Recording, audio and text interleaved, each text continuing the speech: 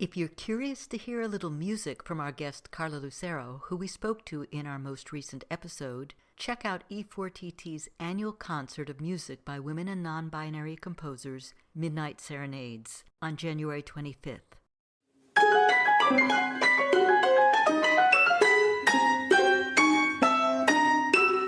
Welcome to For Good Measure, an interview series celebrating diverse composers and other creative artists, sponsored by a grant from the California Arts Council. I'm Nanette McGuinness, Artistic Executive Director of Ensemble for these times. In this week's episode, we continue our conversation with Dawn Norfleet, who we spoke to in January 2022. Jazz is another major influence in your works. What draws you to incorporate jazz and other genres into your compositional style? Do you see a major difference in the classical and jazz divide, or any other for that matter? And do you see that changing in the future? Well, when I was in college, I learned something about third string music. Gunther Schuller was a big advocate of that, and David Baker. And I thought, okay, this is what I want to do, but actually deliberately trying to compose a piece that is jazz and classical, it just wasn't something that inspired me beyond something that was a question, like an intellectual question. It just didn't, But the way. Let's see, how do I put this? The direction my compositional life has taken me, I'm just composing pretty much now, like, for example, the viola piece, it's, I wanted to do something that was, I didn't want to do like a piano piece written for viola or something like that. So I was really doing a lot of studies on viola and watching, YouTube videos, because I'm not, I don't have access to an orchestra or an orchestral instrument, so you use what's available to you. So, and YouTube is available. And then I was able to, thankfully, actually, the way that piece came about was a grad student named Calvin Green had commissioned this piece when he was at the University of South Carolina. So it was a Spark grant, and so I was able to, do this composition and explore different ways of playing this instrument. So through my research, I was also looking at viola jokes and bowing techniques and just all kinds of things, traditional versus avant-garde or extended technique and all of that. And I ended up with something that is it's pretty creative, and it's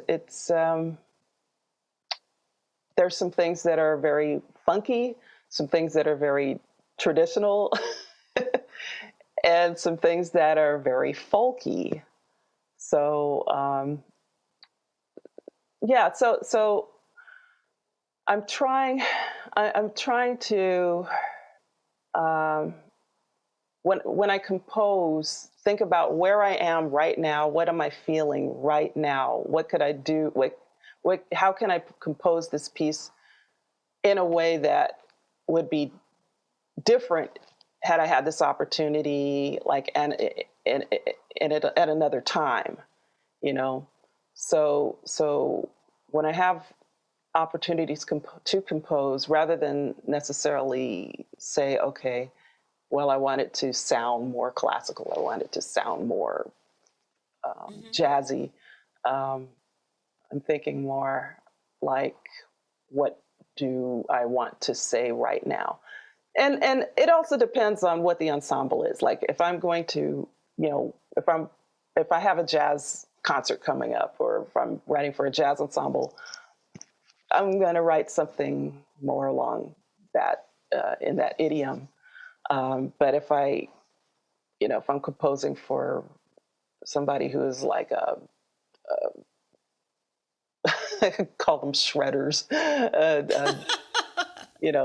classical shredder, I'm gonna give that person something to work on. So,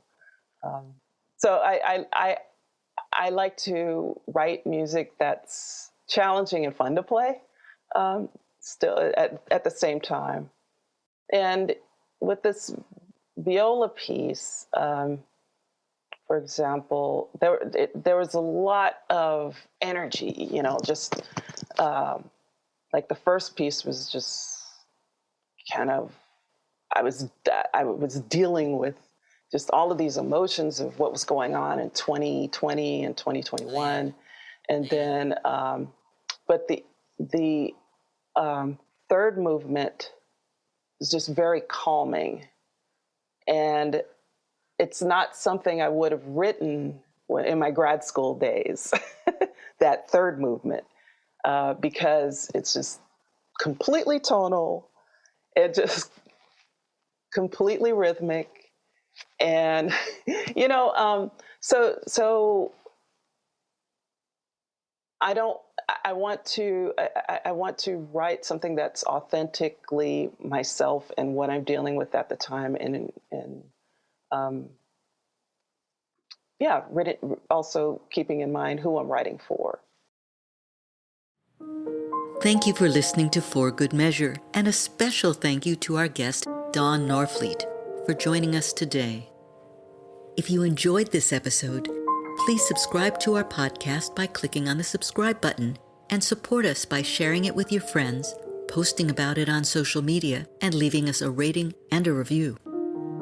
To learn more about E4TT, our concert season online and in the Bay Area, or to make a tax-deductible donation, please visit us at www.e4tt.org.